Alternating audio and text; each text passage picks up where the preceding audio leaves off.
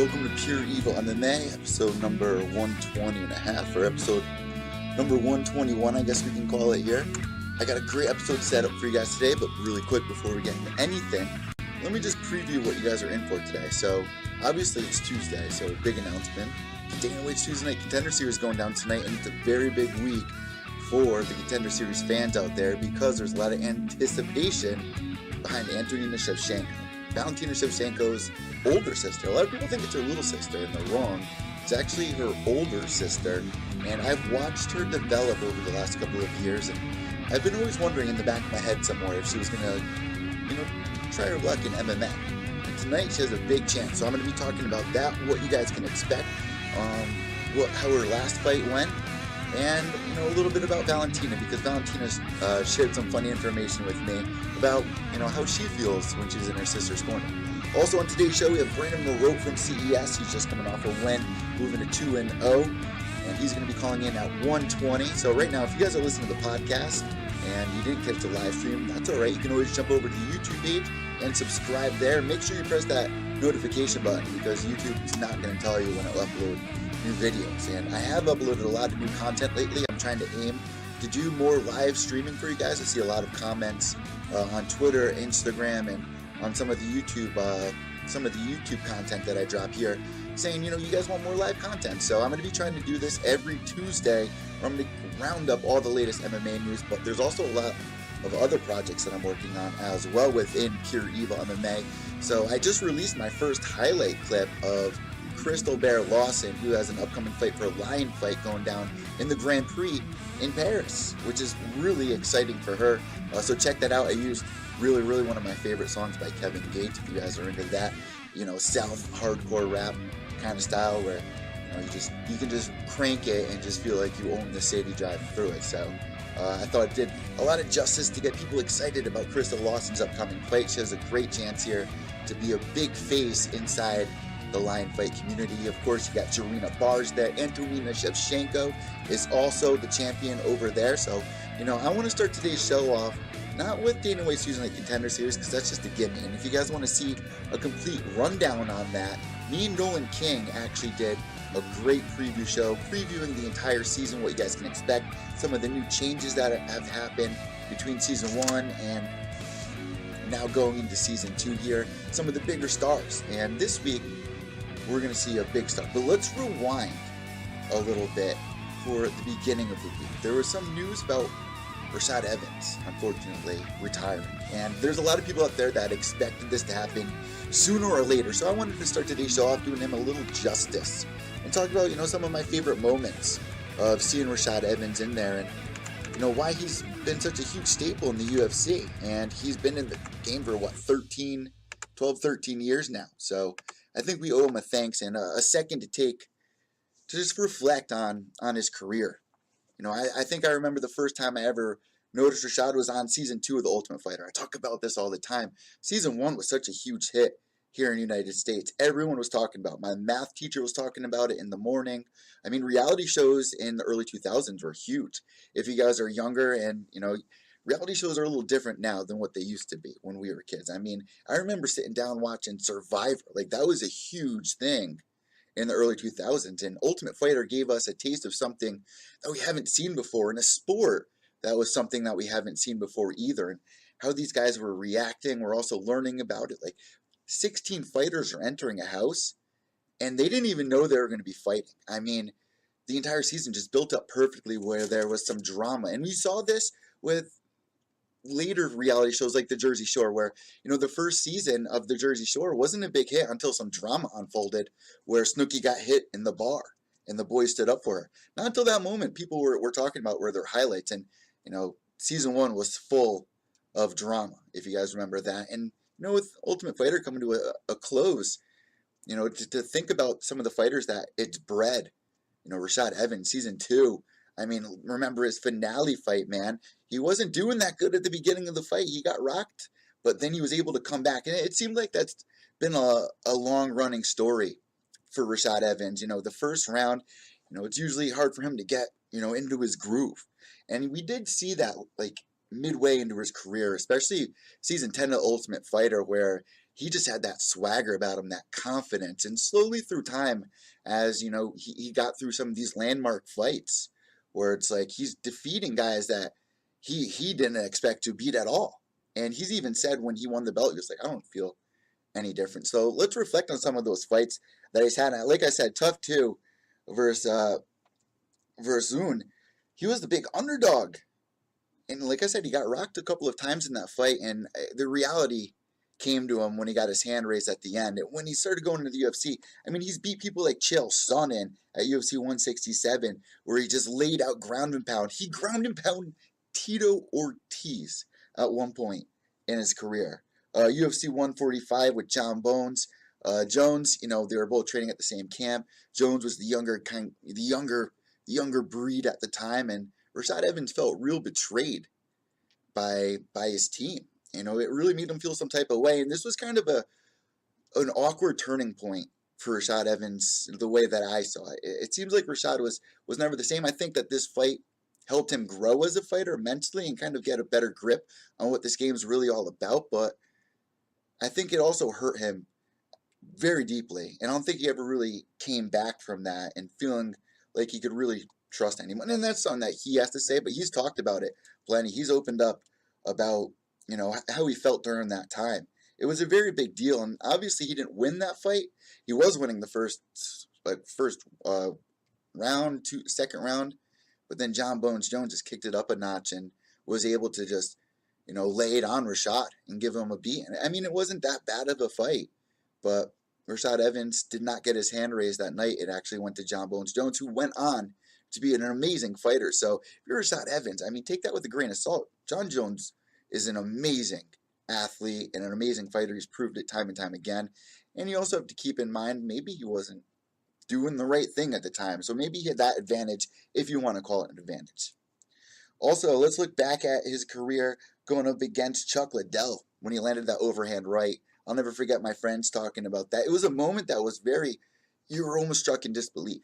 It was a moment where Chuck Liddell did not seem like the kind of guy where he was going to get knocked out by somebody like Rashad Evans. And Rashad Evans stepping in there.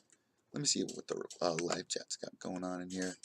All right, we got the live chat up in here. Let me get this in the frame for everybody really quick. All right, Henry Ford checking in the chat room. You know what? These girls are driving me nuts. Let me fix this real quick for y'all.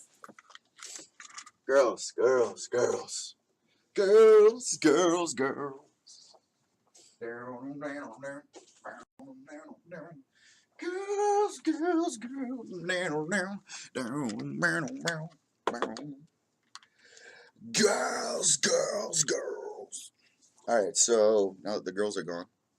And when I say girls, I mean the rats, if you guys aren't familiar. So Henry Ford checking in, saying, we're live. Rashad faced the beast. Eddie, you write for My MMA News. Yes, I write for MyMMAnews.com. I'm a journalist for them. I'm a correspondent. I'd like to say I'm more of a correspondent than a journalist, where I go out and I interview, you know, the professional fighters, amateur fighters. I do these live chats for you guys. Kind of give my take with some of the other MMA journalists. I've been doing this for about 4 years now. Just to give a little background about myself, this is obviously a live Q&A here, a live chat that I'm doing here. So if you guys have any questions, shoot. But getting into it, man, I just started a new podcast with UFC's James McSweeney, and very close with Rashad Evans. Matter of fact, you know, great segue there. He actually helped corner Rashad Evans for the Forrest Griffin fight. So we are releasing our podcast every Monday night, so you guys can expect that. Obviously not yesterday, but next Monday. We just released our very first episode. We don't even have a name for it yet. So we are actually doing a giveaway. If you can come up with a name and we pick your name, you win the tee. When we got our first tees, you're going to get the very first one. If you want us to sign it, we'll sign it. I mean, if you want me to sign it, I don't know why. I'd rather have James sign it. Shit. I mean, he's the superstar here. But yeah, we released episode 1, so you guys can check that out. That's not on this YouTube channel. It's on our a brand new YouTube channel. And it's under James McSweeney versus Evil Eddie right now. That's the name of it. And we're going to be releasing a name by next Monday. So get your your suggestions in as soon as possible on Twitter, evil_echo, that's EVIL_ECCO, or on James' Instagram. And I'm going to have him weigh in on his thoughts on Rashad Evans, because he was on Rashad's team for Ultimate Fighter Season 10. A big season, which is another good segue here. Season 10 of Ultimate Fighter, I think that's what Rashad may be most known for from people at home. Season 10 was one of the biggest seasons of the Ultimate Fighter. And, you know, we had a lot of stars come out of that, like Brendan Schaub, Justin Wren, Roy Nelson, Matt Mitrione, obviously James McSweeney. James McSweeney even made it on Beavis and Butthead. Yeah, believe it or not, James McSweeney was on Beavis and Butthead. Matter of fact, let me play that for you guys really quick. And while I get that, let me tell you this. We're going to be on Spotify as well, guys. So that is coming in the next 48 hours.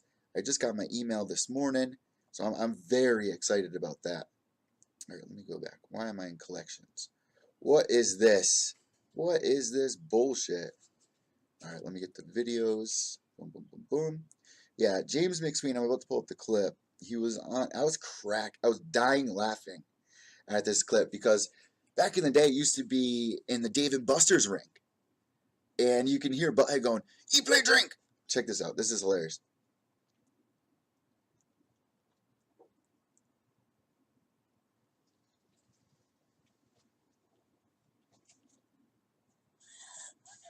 Fight.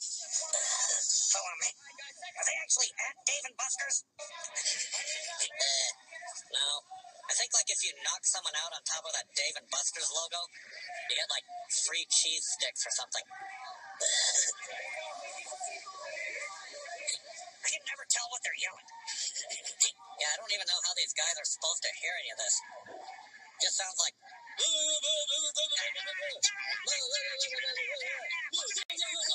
Drink, play. Right in the nads. This guy's like, okay, now your body is telling you something's wrong. That's okay, okay? Oh, they're all worried about this dude? Is your foot okay? Did you break your toe on its schlong? Wes, deep breath. Deep breath. Breathe through your nose, out your mouth. So yeah, I actually shared that clip on my Instagram page if you want to go check that out. So yeah, check out our show coming on this Monday. We're doing it every other week. But yeah, season 10 was such a huge season, man. Rashad had such a swagger back then. Checking in the voice in the chat room. The podcast with you and James was good. Thank you very much. I really appreciate that. Did you see the Chael versus Rogan Shaw beef? You know what? I did. Actually, I did catch a little bit of that. I actually listened to Chael's podcast. What can I say about this? I haven't heard all sides of the story, so I really don't want to give my entire take. What I've heard, basically, and I gotta stop saying Chael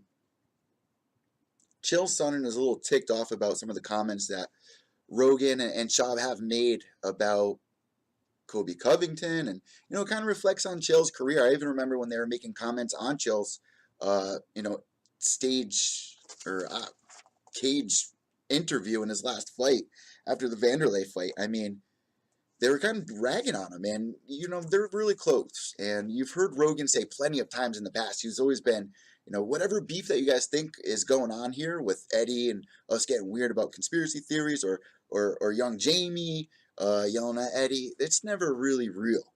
But you know what? Here you can definitely tell that Chael feels some type of way about some of the comments that have made, and he's pretty cocky with things that he says. And you got to remember, this is the business side of things. You see this a lot with YouTubers where they start beefs with one another. You see it a lot with the new rap kids on SoundCloud starting beef, doing Instagram lives and stuff like that. And it helps boost numbers, it helps people talk about it. Look at 6ix9ine, YouTube. Look at what just happened this week with the not VidCon, but it was called like that girl. What the hell? The blonde girl. Shane Dawson was a part of it. Shout out to Shane Dawson, huge influencer here in my YouTube career. Damn, I can't remember the name of it, but they do these gigs where they even have people date people inside the scene. Like, say for instance, I was managed by somebody, and to boost my career, you go to somebody like Jessie B. Hill from the MMA Holes, and say for instance she has 100,000 followers. Now I start dating Jessie B. Hill. We do these little segues together. We do these little compilations with one another, these little cute things, and we pretend like we're dating when in reality we're not. It's really just to boost your profile. It's really to boost, where you are at in the scene. And there's even been conspiracy theories about Tom Cruise doing shit like this, where he's had wives before in the past. They've all been a part of his life for 5 years. You can look up all these conspiracy theories. It's very interesting when you look deep into it and how the numbers really add up, and you're kind of left there being like, whoa. And you look at the bigger picture with Scientology, and no bash on any of that. I just think it's really interesting hearing some of these inside stories of what could be happening. And I wouldn't be surprised if that's what's kind of going on here with Brendan Schaub and Chael Sonnen, because you got to remember, they're all really close friends. They're all on one another's show. We even heard Chael Sonnen before on Schaub's show going, man, what were the numbers like last time I was on here? I love that. And I would not be surprised if it was something like that. But of course, you're going to feel some type of way if somebody says a comment about you. I even get, everyone feels some type of way when they get constructive criticism, or they say something that, goes against what you really believe in. So, maybe I'll look a little bit further into that. But what do you guys think about that? Let me know on Twitter, and maybe you can send some links to catch up on some of that news. But that's just my take there.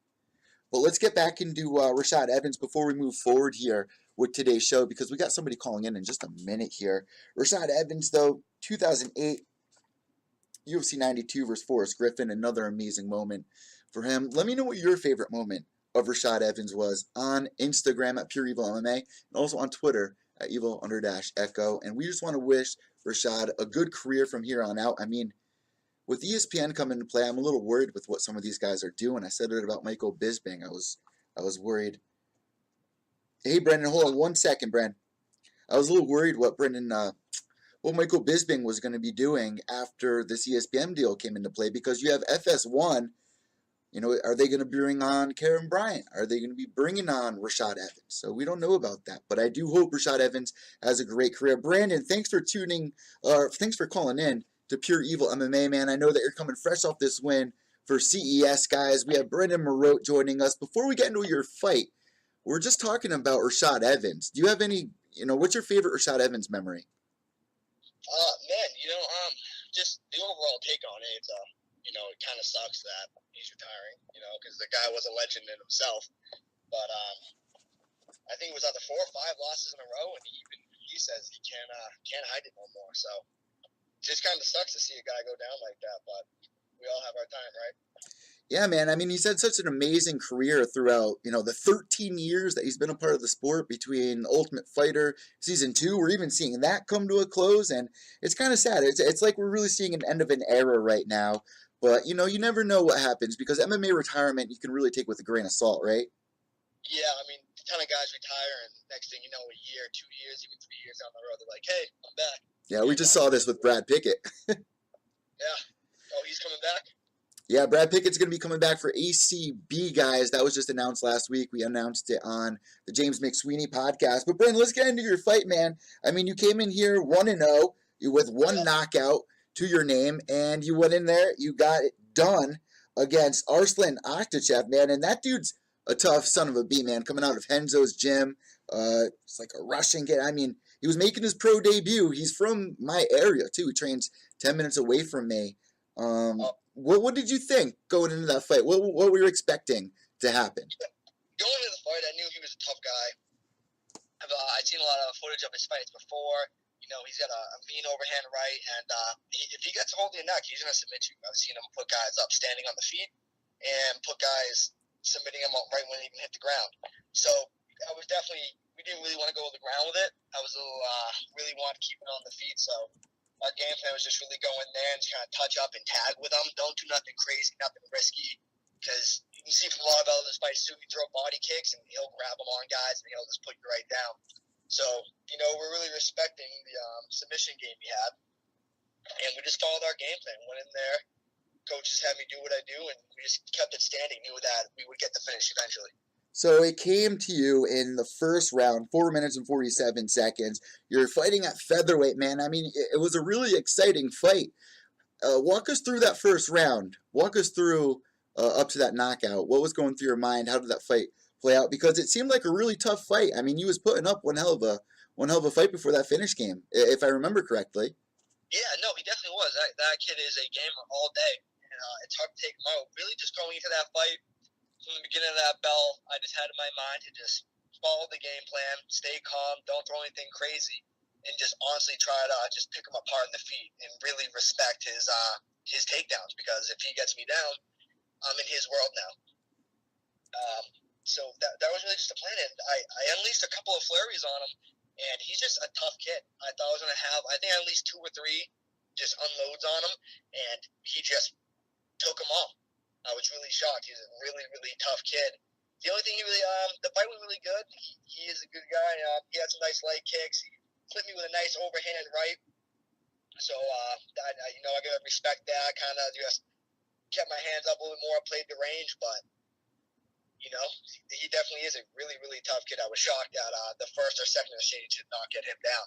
And then got to the last exchange, started throwing those uppercuts, and I was throwing them earlier in the fight.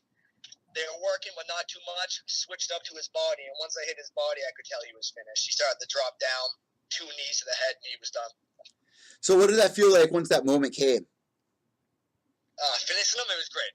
It's always awesome when the ref gets to step in on a fight when it's him pulling you off another guy, because we're all fighters. We love to be in there, but we also love to have the ref stop the fight because we're giving it to some guy, And just to set the scene where we were at this point at CES 50, I mean, I was ringside for this, man, and every single fight leading up to this all finished, within the first, or, none of them went to decision. You had the first fight ending in the third, second fight ending in the first, third in the first, and then yours in the first. It wasn't until the fourth fight of the night where it went to decision. There were only 2 decisions on the card. So were you able to catch the rest of CES 50, and what were your thoughts on it? Yeah, I mean, I got to see a couple of the fights while I was in the back room. They got a TV back there. But first, second, third, fourth, they're all killer fights. And, after the fight, I may have missed a couple. But then I always stick around and watch the fight. It's a great card. It was awesome. CES always puts on a great show. Well, let me ask you, what did you think about that main event? I mean, Andre Wool, I've spoken to both of these guys in the last week to get both their take on, their performance. And you have Andre Wool, man, who came all the way over here from California to fight a hometown favorite. You had people going crazy in the crowd. What did you think of that main event? Yeah, obviously I'm a huge Dennis Piper fan. He's great. Train with him. It was an upset. I think Dennis is definitely the better fighter all around. And but he's just honestly, he's a big 135er too. I was shocked about how tall he was. But nothing but respect for both of those guys. They both went in there. They both worked their asses off, and they put it all on the line. It's just this fight game. One moment everything's going great, and then the next, you could get caught. But hats off for both of those guys. They're both absolute savages. Yeah, hats off to CES all around. I mean, it was a great show. I mean, immediately when I walked in, there's Nick Newell with all of his guys. You're walking around. There's a bunch of Henzo's guys walking around. There's everyone from the fight card. I mean, you see, it's like a Chris O'Brien was like, it's like a family reunion when you go to these CES events. You see like Matt Bassett. You see all the guys who have come through the scene and have made it, and then you see the up and comers. It's just a really exciting vibe at these CES events. Yeah, I definitely think they put on one of the best shows around, and it's true, like you said. I feel like everybody from everywhere just comes to the CES shows. It is kind of like a reunion. Everyone's just there because you got guys all over the country. I feel like every single show, there's just dudes everywhere, and you got guys that were champions before, guys that are in UFC, and they're still coming back to watch the shows, the new up-and-comers, and it's just like an all-around good show. It's a good vibe going throughout the whole thing. So we got a question from Henry Ford in the chat room. He says, ask him who is a fighter that he likes. You have an answer for him?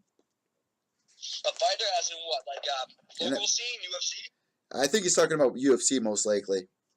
UFC most likely? Yeah, I got a ton of fighters I like and look up to. Obviously, is the big notorious one, Conor McGregor. Been a fan of his since day one. Cowboy Cerrone, he's a savage. Perfect segue right there. You love Cowboy. What were your thoughts on this week so I can kind of segue into, what happened this weekend? Let's get a fighter's perspective on Cowboy Cerrone. I mean, out of his last 5 fights, he's only won one of those 5 fights. We've never seen this before in his entire career. He's never gone consecutively on a losing streak. What was your take on this loss, and how do you feel about it? I mean, I didn't get to catch that last fight, but I saw a lot of the interviews and all the media days for them leading up to and everything. And it's rough. It's rough. Just like the whole Rashad thing. It sucks to watch an amazing, legend in the sport go from what they were doing and then start taking losses. It's just an awful thing. Regardless of anything, even his last losses, I don't think it takes anything away from Cowboy. He's an absolute killer in there. And he really is like the people's champ. He always goes in to put on a show and just make the crowd happy, do what he does. So hats off for that guy for beating him, because even though Cowboys lost, you said he's only won 1 out of 5, he's still not an easy dude to put down. So. And you know what? The big, I guess the big jab at him really is that his last 2 fights are against guys that he probably should be beaten. But, Darren Till definitely proved himself with going against Wonder Boy and, Leon Edwards. In case people aren't familiar, he's beaten Sabata, he's beaten Bam Bam, he's even beaten Vincente Luque, who is also another tough son of a bee, and Tumanov. I mean, he just hasn't had the promotion behind him. That's why people aren't very familiar with who Leon Edwards is. No, that's cool, because I really wasn't familiar with him either, but like you said, having the UFC promotion when they make you one of their guys, it definitely helps with getting your name out there. They'll push you twice as fast. So, Brandon, I was checking out your Instagram, and I was going to bring our viewers over there. What are some of the things that you're posting? I see that your girlfriend is into something. What does your girlfriend do exactly? Yeah, she's actually my fiance. She does bikini competitions. Is that what it is? Yep, she does bikini competitions, and she works as a model, too, so... She's just, it's great to have someone like her around, because we're both just very into what we do. We're very fit, so it's really cool. We kind of feed off of each other and just keep each other going. But yeah, she does bikini competitions and she models, so she'll be at the top soon. She's working hard for it. So that's pretty cool. You guys are like a power couple chasing towards your dreams. That's always the most successful couples that you're going to see. Before we let you go here, man, what can we expect next from you? Yeah, next, man, we're just we're trying to get a fast turnaround. We're want to get on the next fight card as soon as possible, and the same thing. Honestly, I'm going in there, and I'm just trying to finish dudes, viciously finish dudes. You got a lot of these guys running around. They're doing like these crazy, flashy stuff. I'm just trying to get in there, put on the show for the crowd, get everyone going, and just finish guys as viciously and as quickly as possible. Well, we're looking forward to what happens next with you. Guys, make sure to follow Brandon on Instagram. Brandon, what is your Instagram tag? It is Brendan.Marat. All right, I'm going to link that down below for everybody. Thank you so much for joining us here today.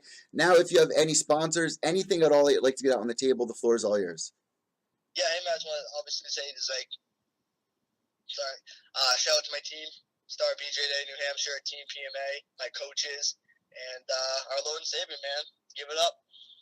I represent that, man. Thank you so much, man. God bless, and we wish you best of skill. Absolutely, man. God bless. Have a great day.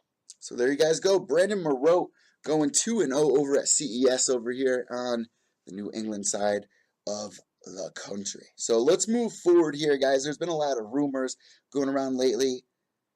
But before we get in any rumors like Khabib versus Conor, before we talk about Kevin Lee versus GSP, before we talk about anything else, let's talk about tonight's Dana White's Tuesday night contender series. Amen, says Henry Ford. So I'm going to pull you guys into tonight's matchups. We got headlined by Antonina La Pantera Shevchenko going up against a very tough opponent that's not very well known. But me and Nolan kind of broke into her background, man. She's 7-3. Jamie Navaria. It looks like she's a submission girl. And that's dangerous. When I think about a Muay Thai fighter, the one thing that worries me the most is them fighting a submission girl or a grappler.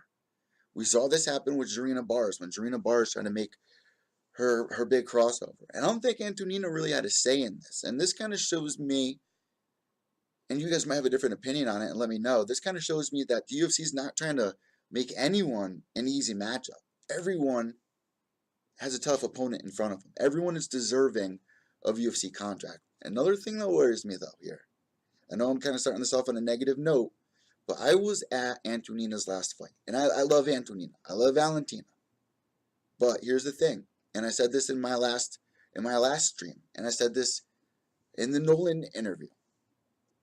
This worries me a lot, and you can look at this two different ways. You can look at it as maybe she was playing it safe because the opportunity at hand with being on Dana White's Tuesday Night Contender Series is a pretty big deal. Here's my thing. If she goes in tonight the way that she did when I saw her at Lion Fight 42 about 8 weeks ago, 6 weeks ago, about 8 weeks ago, I don't know if she's going to go home with a contract, man. And Dana White just handed out 4 contracts in his last week of the Contender Series. Week number 1, he gave out 2. And another thing, man, is that what do you do with these guys that are 1-0? I mean, you sign them into the UFC, but what are they going to do?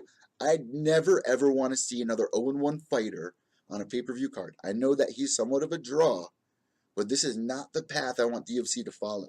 I can see them doing maybe an intermission kind of thing where at the beginning of the night during the prelims or to start the night off, you have, to kind of pack the seats early and to start things off hot. Because, MMA, the first punch, it could be as good as the first punch in the main event. You never know what you're going to get at an MMA event, especially at this high level. But, with guys who are 1-0, put them at the beginning of the prelim card, like your Hardys, because I don't really see them doing anything go to LFA and win 2 fights. Oh, go to Titan FC. They're already doing that. They're coming up from Titan. They want their shot in the UFC. That's the reason of being on the Contender Series, isn't it? So I'm interested to see what UFC works out. But with Antonina, man, she's 5-0 right now inside MMA. So she does have a little footwork underneath her. She's training with the best in the world, like Valentina, her little sister, and Coach Pavel, Rose Namajunas. I mean, they're training with the best in the world. So I'm hoping that Antonina does a great job. I mean, when I saw Antonina for the first time, she knocked her opponent out of the ring. The girl fell backwards out of the ring, TKO. Not just slipped. She got knocked out of the ring. You guys can go back and watch it. I've shared it on my Instagram. She's a scary girl, man. She gets in the zone. And Valentina, when she's in the corner of her sister, she's even told me, I've interviewed her after her first fight. I've talked to her a couple times. And she always says, I get more nervous when my sister fights than when I fight. And her last fight, and I highlighted this, you guys can go to my Instagram at Pure Evil MMA, and I put it on my highlight thing for Lion Fight 42. Valentina Shevchenko is the best girl to have in your corner because she's going to get every ounce of sweat off you. She's out there waving. She, at the end of the fight, runs into the crowd, grabs the flag, drapes it around her sister. I mean, and then you just hear, all I do is win, win, win, no matter what. It was just such a good vibe, man. So I'm hoping that we can relive something like that tonight. Everyone's got to be at the edge of their seat for this one. Everyone, especially for Lion Fight, is going to be tuning in for this. I know there's going to be a lot of people that are going to be so nervous. And this is what worries me, though, is that if she had that same performance that I saw at Lion Fight 42, even though she won every round, it wasn't anything. You need to finish on the Contender Series, in my opinion. I do not think you're going to get a contract if you don't go ham. Let's see what you guys are saying in the chat room. The Shevchenko sisters, fire. This is the only fight I was interested in.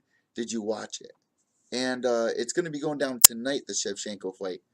Where's the donation tab? Unfortunately, I do not have donation tab yet. I have to get on that. And I think you have to have a certain amount of subscribers. But what you guys can do is order some merch if you would like. I got mugs. I even got stickers for $4. I mean, that's freaking couch change. That's up at teespring.com/pureevilmma merch. You guys want that? Let me get a little hydrated here. I mean, down that can of Red Bull real quick. But like I said, I really believe that you need to get a finish if you're going to be on the Contender Series, especially with the oversaturation that we saw last week. I'm sure Mick Maynard, and I doubt they were yeah, they're going to hand out contracts. It's fine. I mean, we've seen them lay off a bunch of fighters. So you're telling me you're going to let guys like Rory McDonald go, Gegard Mousasi go, But you want guys who are 1-0? I don't get that at all. Maybe you guys have a reason for it, but I think they're going to get stuck with all these contenders if they're not careful here. So we can only see what happens as it goes on. But how many contracts can you really give out? And I asked Nolan King this. I was like, and if you guys have the answer, please let me know. Does Dana have to give out a contract? That's something I don't know. It's something that hasn't happened yet. He's always given out at least one contract. And even last week, giving out 4 contracts and leaving one guy back there, man, that's awkward. That's really awkward. We even seen Chris Curtis go in there, have an amazing finish, knock the dude out with like a crazy hook kick, and didn't get the contract. And it upset him so much that he actually retired. And I don't know if it was just out of frustration. I mean, he did talk about it before, but it's just hard to see, man, because you got a lot of these guys putting a lot on the line. They're putting it all. You see it when they go on the Ultimate Fighter. If they don't win, if they lose in the preliminary rounds, they think it's all over for them. And it's frustrating when you know what these guys go through, the weight cutting, the sacrifices that they're making for their families, not really building a future. I mean, even guys like Cowboy Cerrone can't retire and feel comfortable. He's always going to have to do something else. He's not going to be able, and it's just so sad. Look at Showtime Pettis. His entire career has been amazing. And I doubt that right now, if he had the choice to retire today, I doubt he would be able to. It's just very sad in this scene. So you got a lot of these guys putting it all out there. Even when I was talking to Matt Bessette, man, Matt Bessette was on Dana White's Tuesday Night Contender Series on season 1. And he had a very tough opponent against Kurt Hallbrook. So Matt Bessette lost the fight. Now, I've watched Matt Bessette climb the ladder, climb the ranks. I've seen him at Lion fight when he's sitting in the crowd. Not many people know who he is. The guys on Media Road obviously know who he is. He comes in the ring. He's a nice guy, very nice guy. Made a lot of sacrifices. Has been waiting by the phone, he said, every day for the past 4 years, waiting for that call. And he got it last year for Dana White's Tuesday Night Contender Series. Go out there. And he said if he didn't get that call, he was going to retire. He got the call, goes out there, and loses. But God had a plan. I know that's phony, but God had a plan, man. He's in the UFC now. And he's one of the most exciting fighters that you can look at in this division. So it's just crazy how things work out. So even if you don't get a win, maybe you can somehow squeeze your way into the UFC by being on the Contender Series, which is kind of cool.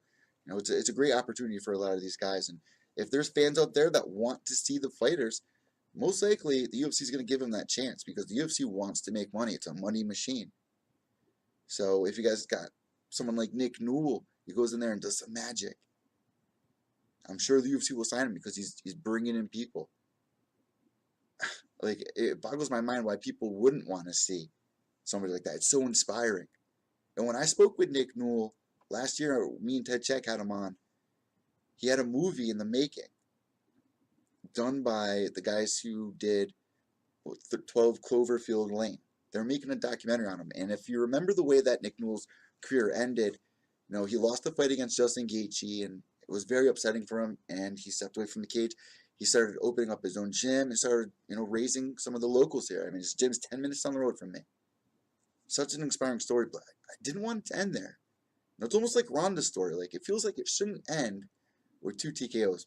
We'll find out what happens. I doubt she'll come back. But Nick Newell, man, 1 loss against Justin Gaethje. Justin Gaethje made it into the UFC. Most exciting fighter people seen in the last 10 years. I think that was reassuring for Nick Newell to come back in, give this another shot, and he did against Luque LFA. He got the win in Nick Newell fashion. Now he's going to be on week 6 of the Contender Series. What about that story isn't exciting? I mean, imagine if he goes in there, gets the win, and gets the UFC contract. That's a great ending. Imagine the ending of that movie being Nick Newell looking his opponent down on the other side of the octagon under these dim lights. He's sitting there with his head down, his arm, 1 glove, and you hear Bruce Buffer calling his name. That's fucking inspiration right there. That's inspiration. There's no other story that is going to get kids going through the same situation that he's in, that he's had to grow up with. Imagine having one arm, one hand, growing up as a kid. How you just feel like you didn't fit in. And he said his mom has been such a huge help for him. It's such an inspirational story. And when you see guys like this, and going into Dana White's Tuesday Night Contender Series, they have it all on the line. It's nerve-wracking, man. And that's an aspect I love about Dana White's Tuesday Night Contender Series. Dana White's Tuesday Night Contender Series brings that to the table this season, where you're going to be at the edge of your seat, because a lot of these guys are putting a lot in there for this one fight, their time to shine, their 15 minutes of fame, their Eminem, lose yourself in the moment. You only get one shot.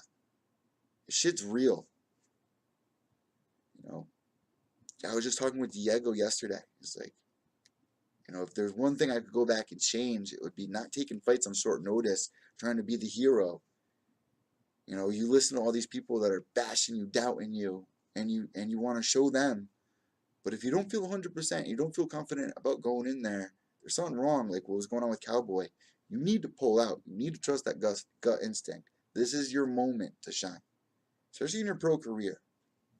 So this season, Dana White Tuesday Night Contender Series brings a lot of these guys to the table, like Hardy, and now we had Antonina Shevchenko coming in tonight. This is going down in just a couple of hours.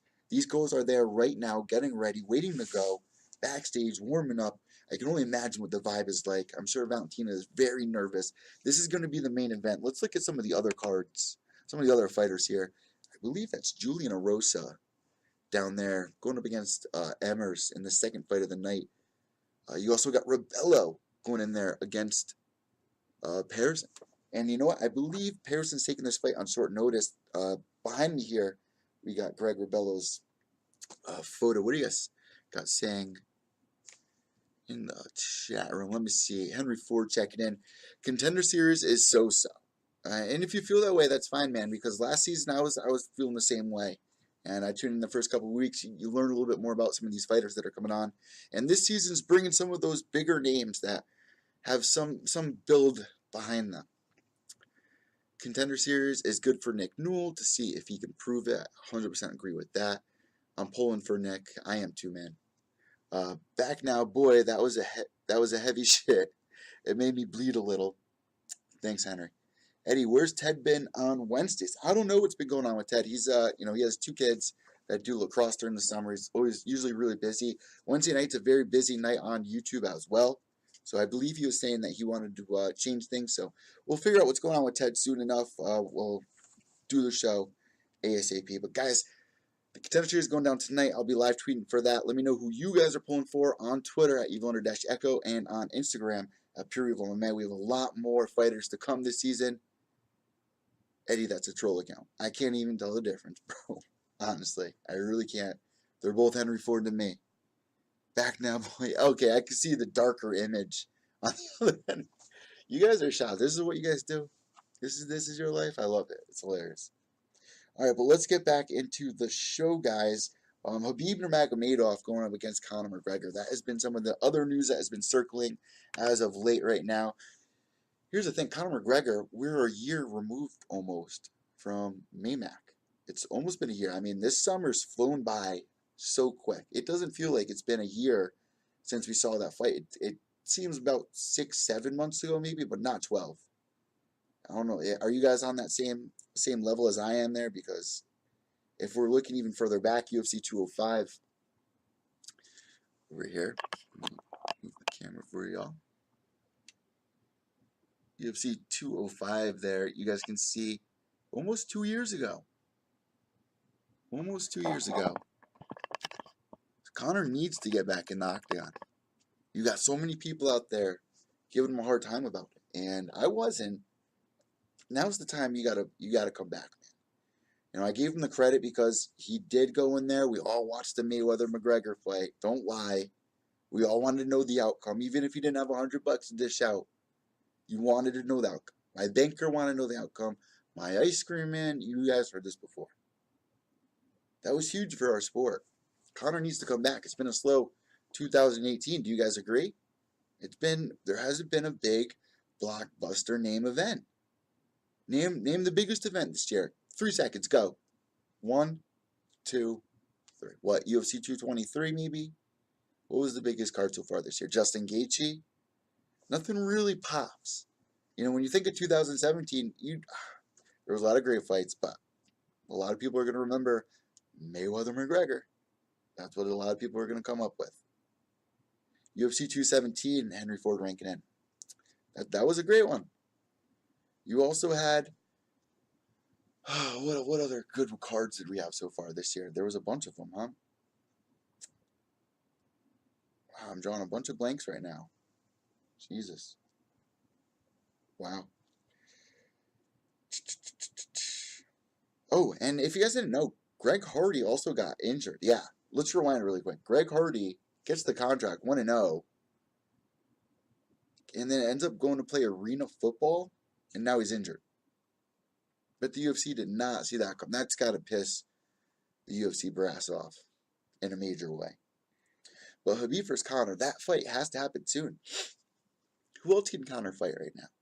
There was the rumor of GSP. I would love to see that fight. But Kevin Lee's calling for that fight at 165 pounds. Now, you might be saying there's no 165-pound division. Well, Kevin Lee opened up about this. He was talking about it. He was like, the jumps between the weight classes in between there is just ridiculous. You have 3 belts within 2 divisions. Why not open up the 165-pound division? Here's the thing, though. With Conor McGregor, I want to see Conor return at 155 pounds. What he did against Eddie Alvarez. When I was watching Conor McGregor's entire career, there were very few times that I doubted him. The Eddie Alvarez fight was the one time I really did not think he was going to go in there and be able to beat a bulldog like Eddie Alvarez. But he went in there and put on one of the best performances ever at the perfect time in his career, debuting at Madison Square Garden. My freaking mom watched that. There were so many people talking about that moment. You had MMA getting legalized in New York. It was huge. And that fight couldn't have gone any perfect. So I kind of see why Conor wanted to put some distance and time in between that, because he had a quick bounce back after the Aldo fight. And that's something I spoke about during that time. I felt like the same thing with Ronda Rousey. After she beat Bethe Correia, I felt like she bounced back too quick to fight Holly Holm. We see this backfire sometimes where you're riding the crest of your wave, and then, you got all these side distractions going on, but you're so confident. You're surrounded by yes men. I know that's thrown out there a lot, but it's true. It feeds into your ego. When you're winning nonstop and you're getting appraised nonstop, people, other organizations, NBA, NFL, pop stars like Drake, coming reaching out to you, asking to be in your music videos, asking to be in movies. It's a big deal. It's going to sidetrack anyone. And we've seen this backfire a lot. We saw it happen with Ronda. And we saw it happen with Conor McGregor when he took that short notice fight, when he was supposed to fight RDA, and then took a short notice fight on 14 days notice to fight Nate Diaz. And it backfired on him. Bethe Correia is a 10, ranking in the chat room by the fake Henry Ford. The Bethe Correia dance is my favorite gif, probably it's one of my favorite gifs of all time in the MMA circuit, without a doubt. But you know what, guys? Honestly, it's been too long. Conor has to return.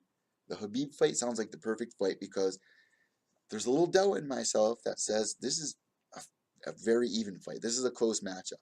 I'm a little upset that we didn't get to see Tony Ferguson versus Khabib. I feel real left out there. I feel kind of left out because Al Quinta took the fight on short notice. But then again, Edson Barboza, that fight with Khabib was brutal, but to back that up, Kevin Lee did the same thing. So it kind of takes a little away from it a little bit. Do you guys kind of agree with me there? When you see somebody get dominated for the first time, but then you see it happen again the same exact way, it sucks the wind out of it. For me, at least. I don't know. But Conor McGregor, I think he could win this fight if they do match it up. And I can't wait to break it down with some of the other MMA journalists. But there has been no big event so far this year, so this is the way the UFC has to go. You got Khabib's management saying that this is what they want. think I even got... Oh, you guys are in luck. My phone did not die. Let me pull up what Khabib recently said about all of this. And this came out today, or last night, a matter of fact. Oh, don't die on me, baby. Don't die on me, baby. Don't die on me, baby. Don't die on me, baby.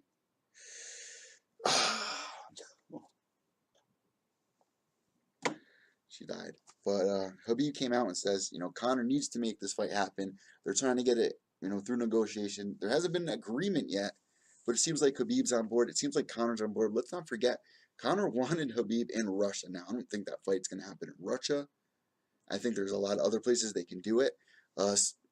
Chat room saying October, November, McGregor versus Khabib, September. I think that's what Khabib said. I think somewhere around September. Also, Scott Coker coming out today saying, Lyoto Machida.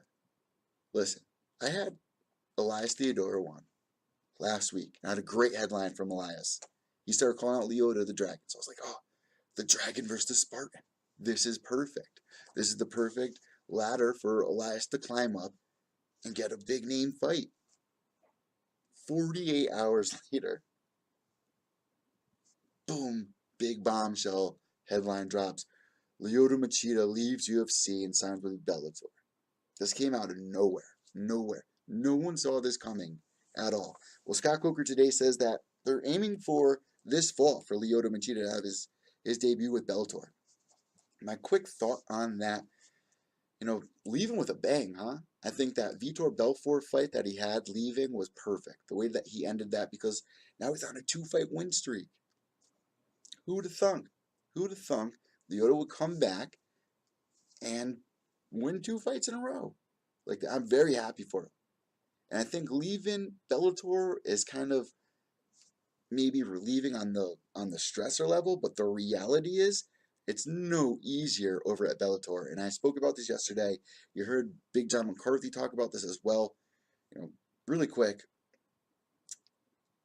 Justin Gaethje, when I interviewed him, let me just pull this interview up for you guys, matter of fact. Boom, boom, boom. Just give me 1 second here. This is on my YouTube channel. I interviewed Justin about 3 years ago now. And I asked him the same question. I want to know his take on where he thought some of the best talents were. I actually want to know if he was interested in going to the UFC. So let me get this up.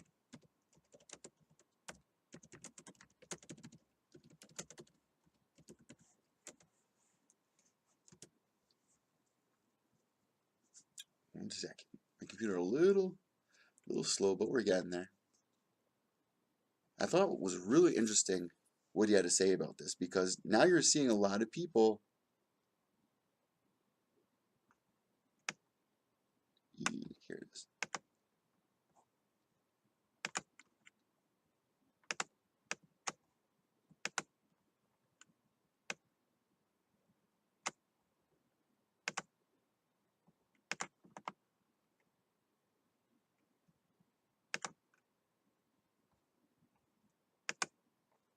Come on, play.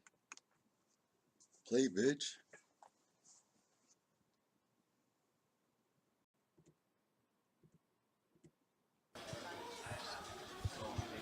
You actually want to switch sides with me? This is my bad side. Let me know when you're ready. What's going on, fight fans? I'm Evil from Pure Evil MMA, and I'm here with Justin Gaethje. And what's going on in your life right now? You're the champion. You're undefeated. What's coming next for you? Oh, no, not quite sure yet. I had a quick fight last time, so I wish it was a little longer, or I got to fight a little quicker after that. But World Series of Fighting have always they've always treated me well, so I trust them to make the best decision for my career. And the next thing is either Jason High or Ozzy Dugabalagolov. And I'm pretty sure tonight Jason was calling you out. He's talking about Jason and High. Also, a lot of companies have been talking about you lately. Now that you're champion and everything, have you been thinking about moving up at all, or staying here for a while? And What's moving up in MMA? I mean, to me, moving up is making a paycheck, and right now, World Series trusts me the most, and they're paying me more than any other company would have or will pay me right now. So I love where I'm at. I don't care. Well, I mean, moving up. I'm at the top right now. I feel like I'm the best in the world. Yeah, I mean, the promotion is not the UFC, but all the best fighters are not in the UFC, and all the people getting paid the most are not in the UFC. And tonight with your buddy Copeland, that was such a close fight. Did you? Bam. From the horse's mouth. There you go, guys. Justin Gaethje with his take on where some of the best talent is in the world. And we saw this at PFL last week on Thursday. PFL had an amazing card. My take on that, Jason High was just brought in to that conversation with Justin. Going out the way that he did, I was so mad. I was watching this at the bar. I was probably the only person in there watching. And they had a DJ going. Like, there was a good vibe going. And I was so nervous when Jason got out there. And he didn't tap. I don't know if you guys watched PFL too, but he did not tap. And then he flipped out. But the way he flipped out shows that he didn't really grow much, since he got, in case you guys don't know, Jason High got kicked out of the UFC for doing something very similar to throwing and having an attitude inside the cage and putting his hands on somebody. And we saw him kind of put his hands on the referee, kind of like shrugged the referee off of him. Really upset with the decision. I was too, but that is not the right way to react to it. Let's see what you guys are saying in the chat room. Lyoto is fighting Rafael Lovato. Lyoto can fight Derek Brunson's teammate John Saltner, legendary. Iceland versus Croatia football. I like being dominated. Where are you guys coming up with this shit? But yeah, guys, not mad at Lyoto Machida going over to Bellator. Not mad one bit. I think this is actually a pretty good decision, but he is going to learn that. It's not the easiest route to take, but it is a smart idea. If you don't think that you're going to be able to hold the UFC title ever again, if you think that there's more up-and-coming guys, and we've been seeing that transition this year. We've been seeing that for sure. You're seeing these young up-and-comers take out the older guys.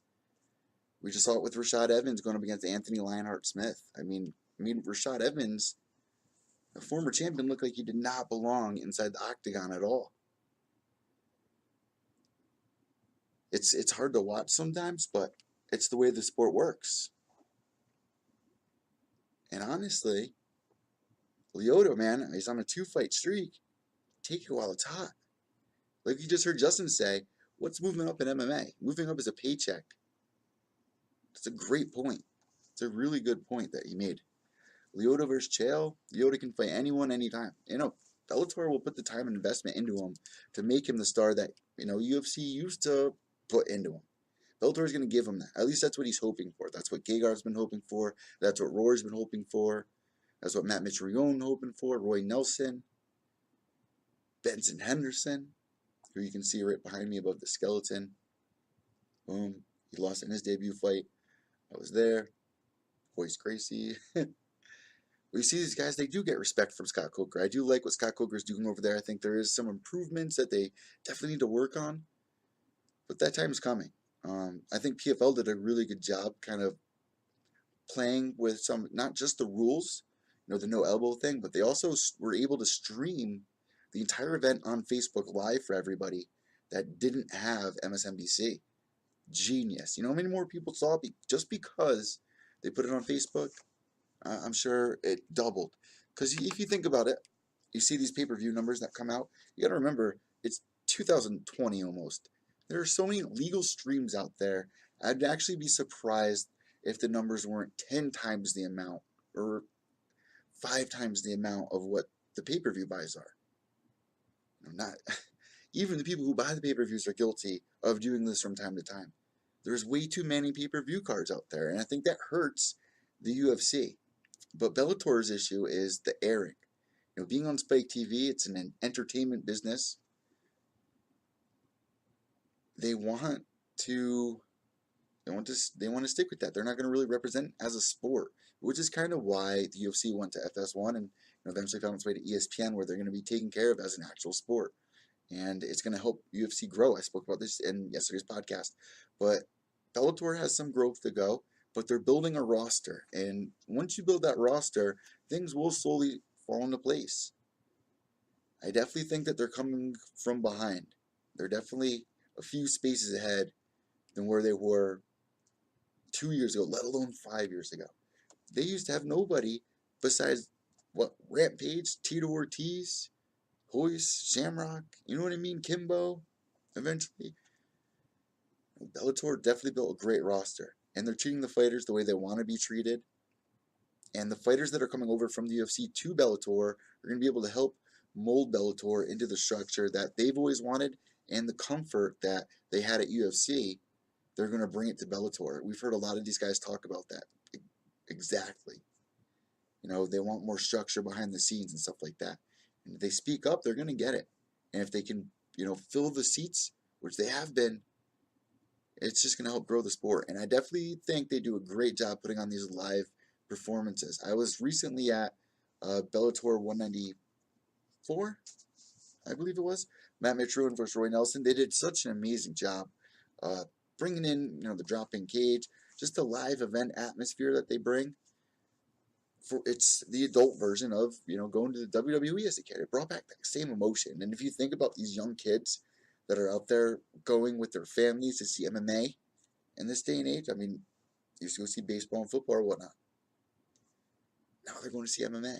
Like, it's awesome. I love it. I love this time that we're living in right now. It's very exciting. And I love putting it all into play. I love trying to make sense of it all with you guys. So before I let you go, there's one last thing I want to talk about. It is the new show that I'm doing with James McSweeney every other Monday, guys. And it's not on this YouTube channel. I think a lot of people are confused about that. It's on a different YouTube channel. I'll put the link down below here on the video and in the podcast description below. You can search at James McSweeney versus Evil Eddie on YouTube. But it is still on the Pure Evil MMA podcast on iTunes, Podbean, Podomatic, Stitcher, and now on Spotify.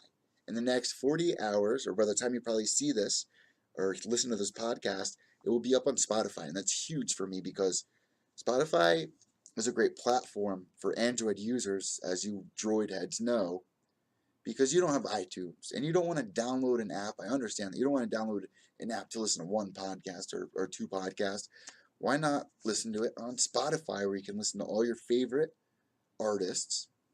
Like right now, my favorite artist to listen to, once again, I mean, I've been listening to the same artist forever.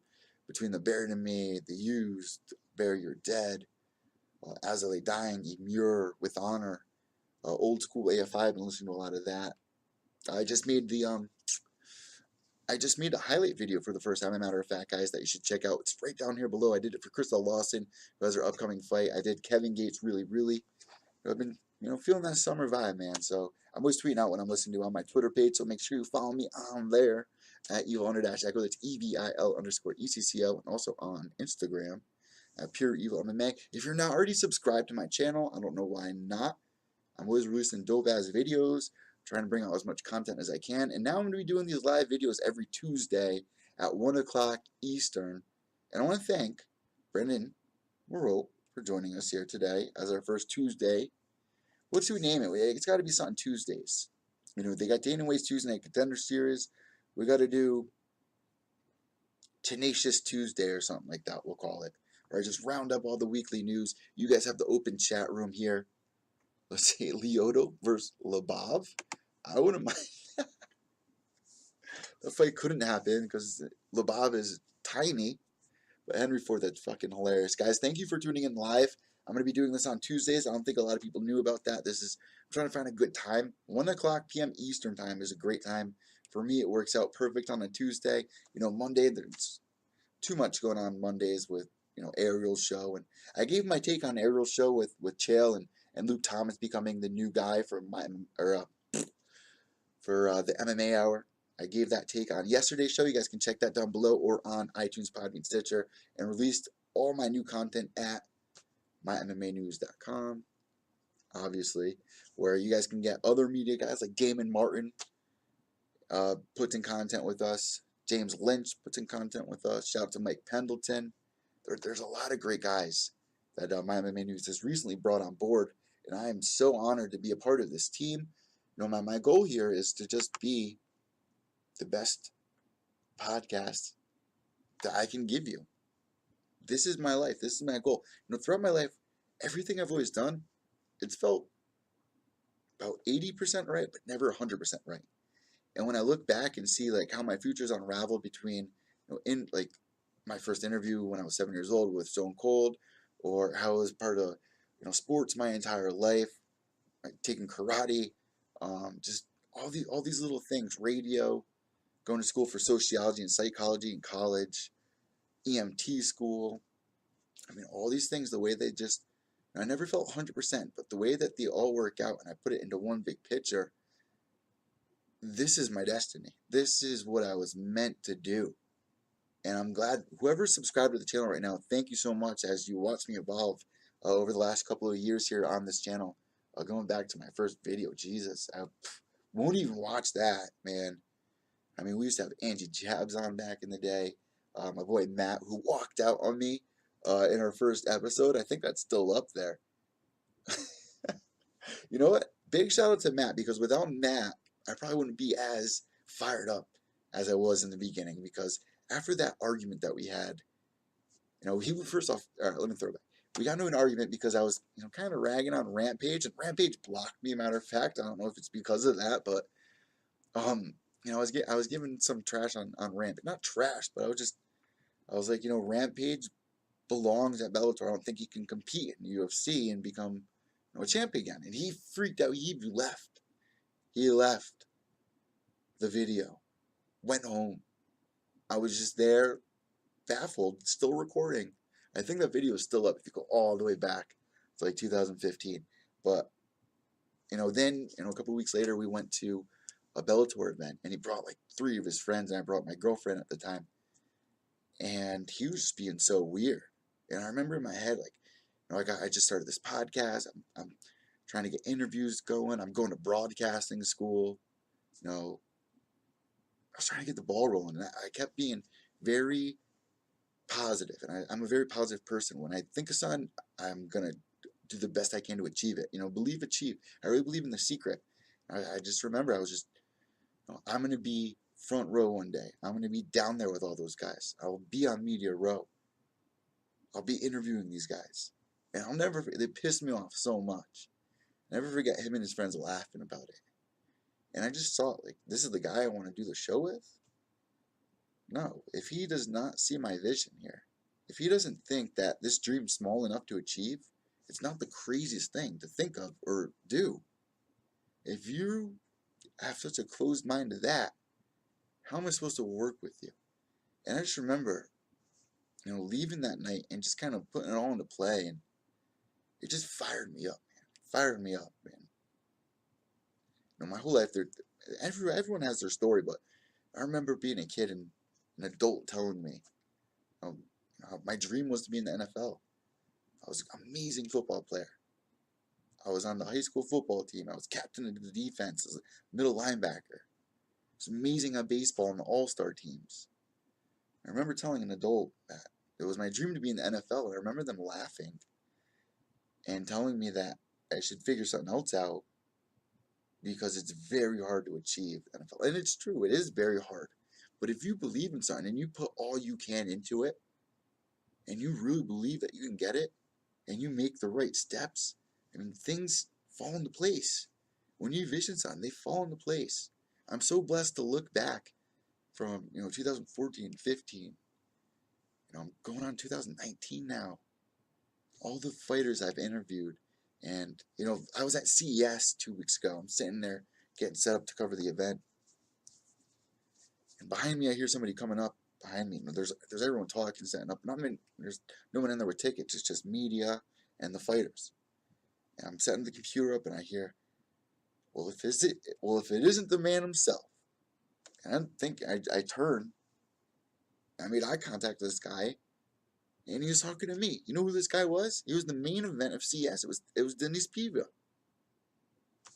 And something in me, I was just like, that's fucking awesome. That these fighters can look to media and not feel like we're out to bash them. And feel a connection, want to be on the show. When a fighter loses a fight, you don't see them come on a show. Denise came on the show 2 days after he lost his fight, showing respect. I mean, I'm just honored to be where I am today, to do these interviews with these fighters, to be backstage, to be talking with some of the people. I don't want to name drop because it sounds just ridiculous, but I just feel so blessed and I'm so happy at this moment in my life, and I want to thank everybody that tunes in and supports Pure Evil MMA. It means the world to me.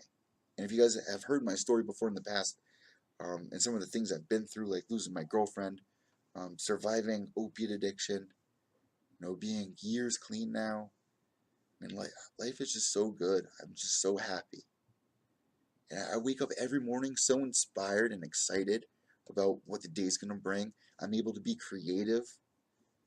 I love it, man. It's such a thrill every day. It's like a never-ending ride.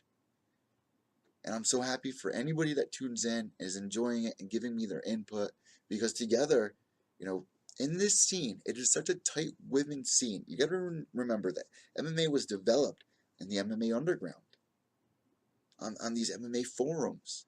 The fighters show their respect, but there's been a lot of mistreatment along the way. There's been a lot of media that has done the wrong things, downplayed promotions, bashing fighters, harmed our sport. I'm not here for that. And I know a lot of other guys I talk to are not here for that. Guys like Nolan King. There's guys out there that have fun with it.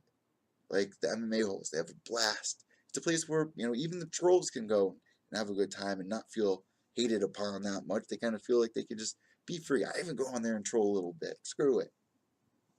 Show your tits. Fuck it. We all want to let loose, right? That's why we love this sport. We want that freedom. We have all these attachments to our lives, our boss lurking over our shoulder. If you're younger, your parents, or wake up in the morning, you have a dog, step in dog shit. There's things that tick us off. Sometimes we want to unleash. YouTube chat room, boom. Give that outlet to them. Bam. There's that platform. Gotta respect that. I love where MMA is right now, this era. I talked about it yesterday on yesterday's podcast. I brought back to 1961 in baseball. That era, how magical that time was. I feel that in 2018 in the MMA scene. And we got some more action going on tonight with Dana White's Tuesday Night Contender Series. We got Antonina Shevchenko. This is a girl that I've watched develop in the past few years. When you have been following this for a while and you see these guys, these up-and-comers, do these big things. We got the chat room going sick. Yeah, go over here. See these fighters doing these big things. It's so exciting. You get to the edge of your seat. And I think Dana White Tuesday Contender Series is going to bring to the table, get more MMA fans out there that want to go see more local events. That's a big thing that can use some hype. And I think the Contender Series is perfect for that. So the chat room going. Get Ted back on. Right on, Eddie. Like me and my mommy. More interviews on live stream. I know that you guys are enjoying that, so thank you so much. Henry Ford. Yeah, the fake Henry Ford. Yeah, I've had enough of you, but oh, shit. The real Henry Ford saying, Eddie, check out James Pergoni gardening channel. Alright, I will, if you're bored. The fake. You guys are killing me. Said the fake Henry Ford. Guys, thank you so much for tuning in. Let me know what you thought about, what I had to say today about Cowboy Cerrone, showing respect to Rashad Evans. What's your favorite Rashad Evans moment? Was it the Chuck Liddell knockout? Forrest Griffin? Was it going back to Tough 2? Was it Tough 10? What was? Let me know on Twitter, EvilOwner-Echo, and on Instagram at Pure Evil MMA. Also, guys, if you haven't known by now that I'm not on Facebook, I've been booted. Well, I got to make a new Facebook, unfortunately, so I'm going to try to get on that. But if you guys want to buy some merch, all you got to do is go to teespring.com. You can get your hands on some of this merch. You got Pure Evil MMA mugs. We got tees, sweaters, hoodies, whatever you want. We got it. And we're doing giveaways, guys. UFC Pick'em League, we had winners this week. Posted up on Twitter every time that there's an event, doing giveaways as well. If you get 10, I almost got to 10. As a matter of fact, somebody just got 5 and I just sent them a little something. Matter of fact, I sent them a mug. So that should be coming in the next, I think the campaign's running for the next 2 weeks, so it should be coming within due time. Within the next 2 weeks, I'd say. Let me see where I leave off. Alright, subscribe down below, guys. iTunes, Podbean, now available on Spotify. White Knuckles till the end. I'm Evil Eddie from Pure Evil MMA, my MMAnews.com. I'll be live tweeting tonight for Dana White's Tuesday Night Contender Series. Favorite solid.